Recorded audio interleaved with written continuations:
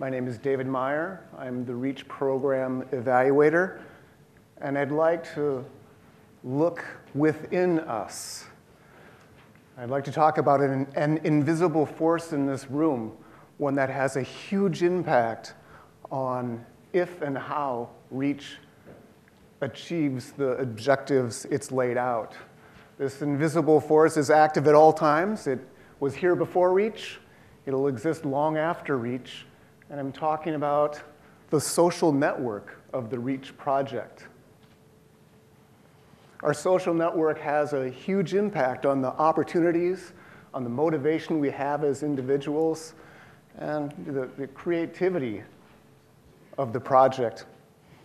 I'm going to ask you tomorrow to fill out a social network analysis survey. And there's two audiences for that: the USDA NIFA funders, and more importantly, ourselves.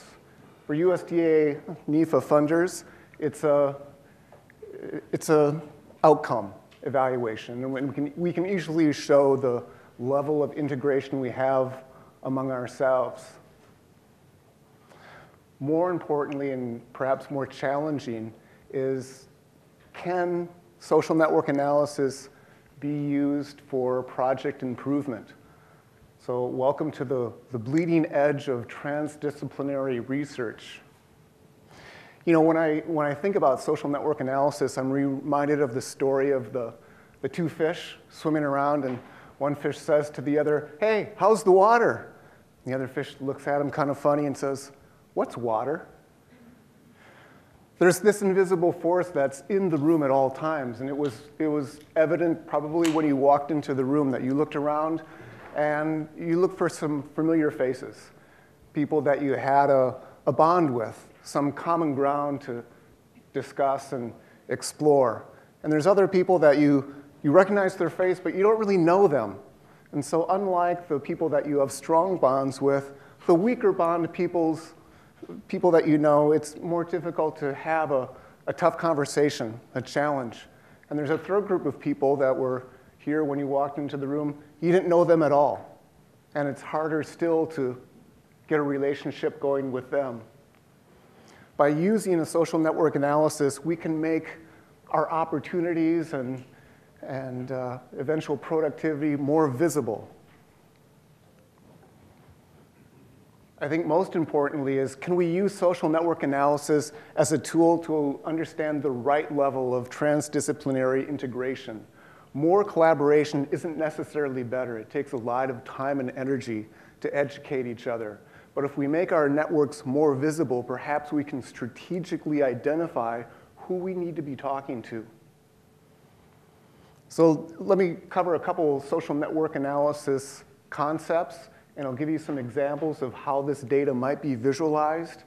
And then I'll cover the survey a little bit and the final impacts that it might have. There's a couple different kinds of social networks. Bonding social networks, these are the folks that we have tight ties with, your family, your community, and here at REACCH, the collaborators that you have a lot of in-depth conversations with. And then there's bridging social networks. Those are communities that you have less of a bond, a weaker tie with them. But the social network analysis research shows that the good ideas, the new opportunities, come oftentimes from these bridging social networks. The best example I can think of a bridging social network is the REACCH project itself. This was designed on purpose to bring many different stakeholders, many different academic groups together. So if it feels sometimes like we're pushing a string and we're working so hard to integrate, that's because it's by design. We don't have strong ties with each other. And so by using social network analysis, perhaps we can more consciously design our relationships. So let me show you a couple ways that the social network analysis data might be used. Here's an example of visualization of communication patterns across academic disciplines. And a quick way to interpret this is the nodes that are closer together and more linked with others are more active. They're more communicative. So So it's interesting here, there's only 2 red nodes, and yet they're very linked in with the network. The orange are distributed across the groups, and less so with each other. Just a way to visualize the quality, the type of network that we have. Here's another interesting one. Here's a formal organizational hierarchy, and here's the communication patterns.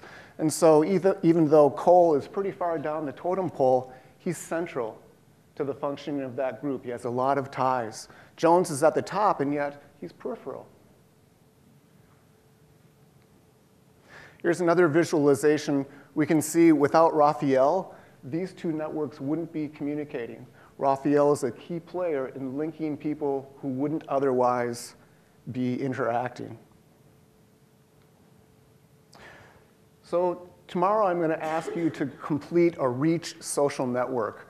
We have the mother of all hands lists. It's everybody we could get a hold of that's been involved with the REACCH project. I'll have a half-page handout. It has the URL. You have 4 levels of communication and collaboration with these people. There's definitions there. We tried to make them very distinct. And then there'll be one time that you make a choice of the 5th column, and that's when you see your own name on this list. Here's how the actual survey looks. We'll have a list of all REACCH participants along the left, and then no direct contact, communication, and collaboration. It's likely that most people on that list you don't even recognize. So don't feel bad if you're skipping a lot of people. Identify the people that you do have some level of collaboration with, and check that box. Here are some of the questions. It's also written on your handout. Here's some of the questions that we might be able to answer. And here's the schedule of steps. We'd like to collect the data tomorrow, preliminary results in the spring, and over the summer, start to understand how to use this data. Thank you.